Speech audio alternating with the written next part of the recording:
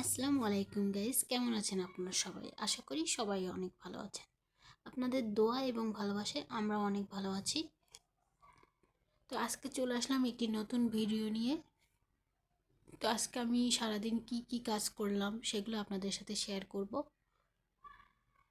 তো প্রথমেই চলে আসলাম রান্নাঘরে, যে আমরা খড়ির চুলায় কিভাবে রান্না করি সেটা আপনাদের সাথে আগেও দেখাইছি।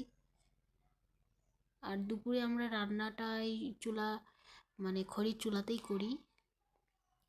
আর আজকের রান্নাটা হচ্ছে রুই মাছ দিয়ে বেগুন এবং তার সাথে মটরশুঁটি, আলু, টমেটো কী কেমনভাবে রান্না করব সেটা আপনাদের সাথে আজকে শেয়ার করব। তো প্রথমেই আমি রুই মাছটা ভালোভাবে ভেজে নিব। কড়া করে ভেজে নিচ্ছি মাছগুলোকে।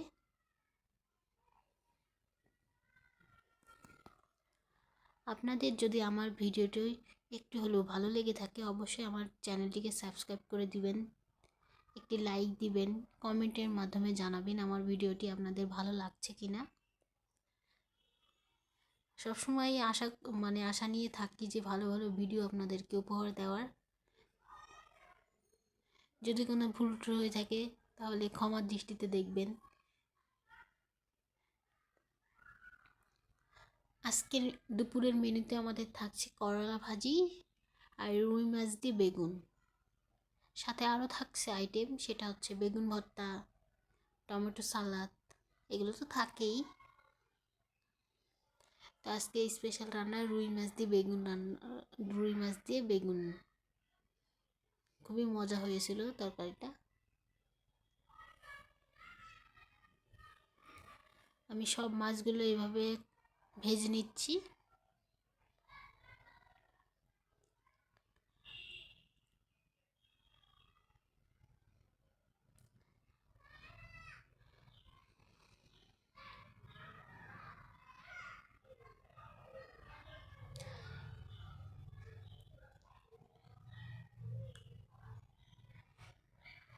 তো এই যে আমার মাছ ভাজা হয়ে গিয়েছে, এবার আমি পরিমাণ মতো তেল দিয়ে দিব।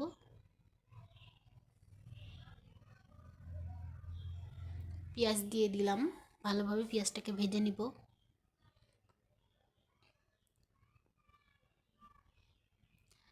যে আদা জিরা বাটা, পরিমাণ মতন ঝাল বাটা, পরিমাণ মতন আদা একটু দিয়ে দিলাম, লবণ,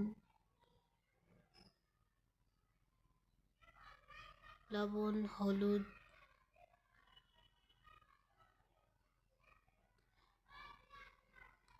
একটু লাল ঝালের গুঁড়া দিয়ে দিচ্ছি।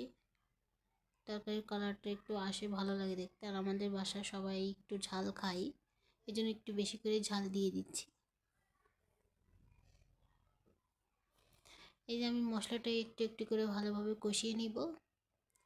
মশলাটা তেল ছেড়ে দিলে আমি মটরশুঁটিটা দিয়ে দিব। মটরশুঁটিটা একটু ভালোভাবে কষিয়ে নিব।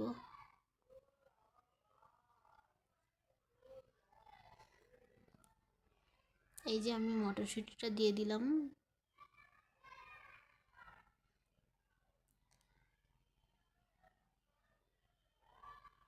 মটরশুঁটিটা ভালোভাবে কষানো হয়ে গেলে আমি আলুটা দিয়ে দেব।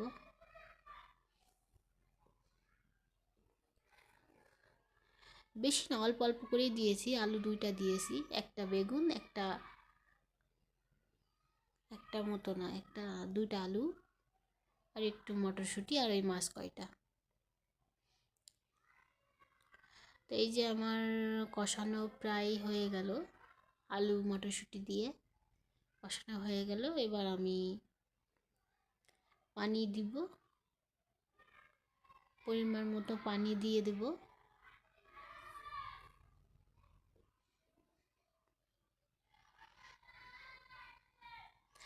এই যে আমার পানিতে বলক চলে এসছে, এবার আমি বেগুনগুলো দিয়ে দিব। বেগুনগুলো দেওয়ার পরপরই আমি মাছগুলো দিয়ে দিব, যেহেতু পানি ফুটে গিয়েছে। যে আমি এক এক করে মাছগুলো দিয়ে দিচ্ছি।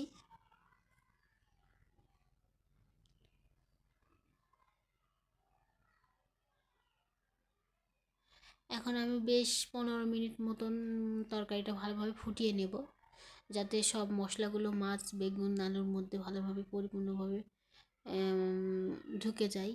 আই মিন মাছের মধ্যেও অনেক মশলা আর ঢোকে না, এই জন্য একটু ভালো করে সেদ্ধ করে নিতে হবে, ফুটিয়ে নিতে হবে। এবার আমি নামানোর 10 মিনিট আগে টমেটোটা দিয়ে দেব।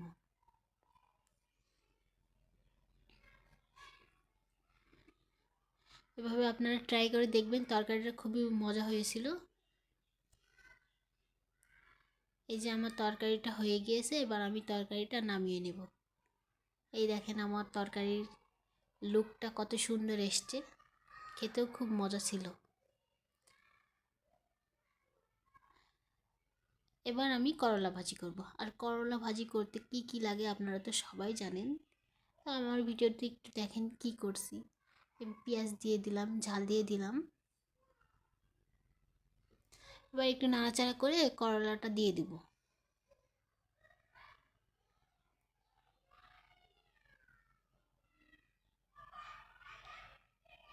একটু লবণ, একটু হলুদ, এইভাবে আমি করলাটা ভেজে নিব। আমার ভিডিওটি যদি আপনাদের একটু হলেও ভালো লেগে থাকে, প্লিজ আমার চ্যানেলটিকে সাবস্ক্রাইব করে দিবেন, একটি লাইক দিবেন, কমেন্টের মাধ্যমে জানাবেন, আমি যেন আরও ভালো ভালো আপনাদের ভিডিও উপহার দিতে পারি। তো আল্লাহ হাফেজ সবাইকে।